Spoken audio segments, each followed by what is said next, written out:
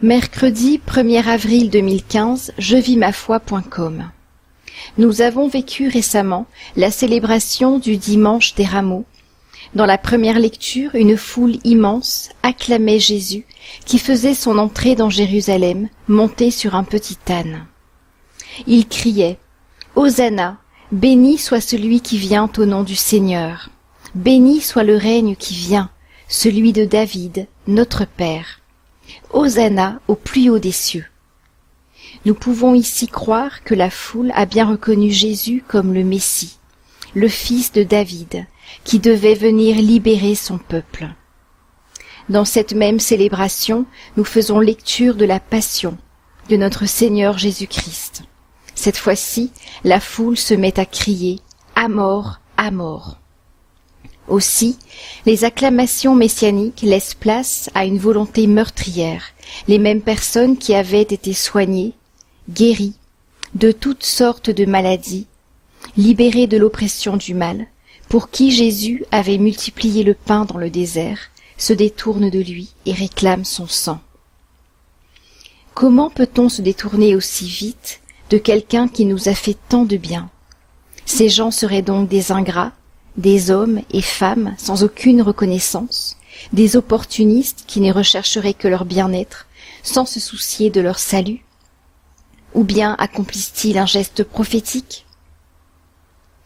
Nous pouvons porter un autre regard sur la croix du Christ. En Saint Jean, le mot passion n'existe pas, mais Jean parlera de glorification. Père, glorifie ton Fils, afin que ton Fils te glorifie. Jean 17:1. Le moment du sacrifice correspond pour Jésus au moment où le Père va le glorifier. Cependant, c'est bien un Christ cloué à la croix que nous voyons le vendredi saint, agonisant dans d'atroces souffrances. Ce n'est pas un Messie glorieux. À la croix, pas de manifestation extraordinaire. C'est un homme qui se meurt, entouré de sa maman et quelques-uns de ses amis, alors que la majorité avait fui. Abandonné, trahi, humilié, rejeté par son peuple, condamné à mort par l'occupant romain, Jésus n'est pas simplement meurtri en son corps, son cœur saigne tout autant. Comment peut-on alors parler de gloire? Relisons en détail la Passion selon l'évangéliste Jean. Dans le chapitre 18, lors de son arrestation à Gethsémani, Jésus pose la question à ceux qui viennent pour l'arrêter. « Qui cherchez-vous » Jésus le Nazaréen, et lui de répondre « Je suis », allusion au nom divin. Sur la base de sa parole, les soldats reculent et tombent. Ensuite, Pierre prend son épée et tranche l'oreille de l'un des gardes, voulant défendre par la force Jésus. Celui-ci refuse et se laisse librement arrêter. Devant le grand prêtre Anne, il refusera de se défendre et se laissera accuser. Devant Pilate, il ne répondra pas aux accusations des Juifs. Étonné, Pilate lui dira « Ne sais-tu pas que j'ai le pouvoir de te relâcher, comme celui de te livrer à la mort ?» Et Jésus répondra « Tu n'aurais aucun pouvoir sur moi, si cela ne t'avait été donné d'en haut. » À aucun moment il ne subit sa passion, mais il se laisse entraîner, il ne résiste pas, il se fait docile, obéissant jusqu'à la mort. Son attitude est celle d'un agneau qui est mené à l'abattoir. « Es-tu le roi des Juifs ?» lui demande Pilate, et Jésus de répondre « Ma royauté n'est pas de ce monde, je suis venu pour rendre témoignage à la vérité. » Et Pilate de conclure « Tu es donc roi. » Tout l'enjeu de ce procès vise à mettre en évidence la royauté du Christ. Le chef d'accusation, qui lui vaudra la mort, sera inscrit sur un écriteau placé au-dessus de la croix. Jésus le Nazaréen, roi des Juifs.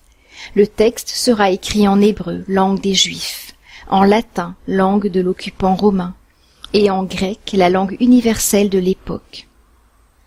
Bien que cet écriteau avait été placé dans le but de ridiculiser Jésus, il révèle une vérité profonde. Ce Jésus crucifié est bien roi. Et les 3 langues dans lesquelles cela a été transcrit soulignent l'universalité de sa royauté. Pilate, qui avait tout concédé aux Juifs, refusera de faire enlever cet écriteau lorsque ces derniers viendront se plaindre. Les soldats, pour se moquer de lui, mettent un manteau rouge sur ses épaules et une couronne d'épines sur sa tête et un roseau dans sa main. Cette couronne, il la gardera jusqu'à sa mort. Sur nos crucifix, Jésus est toujours représenté avec l'écriteau et la couronne d'épines. Saint Jean ne nous présente pas simplement un Messie souffrant. C'est au couronnement d'un roi qu'il assiste au pied de la croix avec Marie. Il n'est pas glorieux à la manière des rois de la terre. Sa gloire, il la reçoit du Père, pour avoir mené à bien la mission qui lui avait été confiée, de sauver toute l'humanité.